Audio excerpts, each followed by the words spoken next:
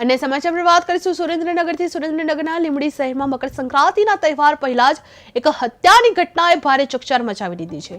Lakeview building નજીક અજાણ્યા 4 થી 5 શખ્સોએ એક યુવક પર તીક્ષ્ણ હથિયારથી હુમલો કરી નિર્મમ હત્યા કરી નાખી છે। જે પ્રાથમિક માહિતી અનુસાર મૃતક પોતાના પરિવાર સાથે તહેવારની ખરીદી માટે શહેરમાં આવ્યો હતો, ત્યારે અંગત અદાવતમાં આ હુમલો કરાયો હોવાની આશંકા સેવાઈ રહી છે।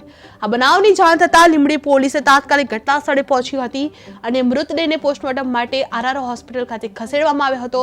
જ્યાં હત્યાના આરોપીઓને ઝડપી પાડવા પોલીસે સીસીટીવી ફૂટેજના આધારે તપાસના દોર શરૂ કર્યા હતા। જે આ ઘટનાના પગલે શહેરમાં સન્નાટો છવાઈ ગયો છે, ત્યારે પરિસ્થિતિ કાબૂમાં લેવા પોલીસનો ચુસ્ત બંદોબસ્ત ગોઠવવામાં આવ્યો છે। જે લીંબડીમાં તીક્ષ્ણ હથિયારથી યુવકની હત્યા કરવામાં આવી છે। જે મકર સંક્રાંતિ પૂર્વે શહેરમાં ખૂન ખરાબી જોવા મળી રહી છે। જે અજાણ્યા શખ્સોએ એક યુવક પર હુમલો કર્યો હતો, જે અંગત અદાવતમાં આ હત્યાની પ્રાથમિક આશંકા જોવા મળી રહી છે। જે પોલીસે સીસીટીવી આધારે તપાસ હાથ ધરવામાં આવી છે।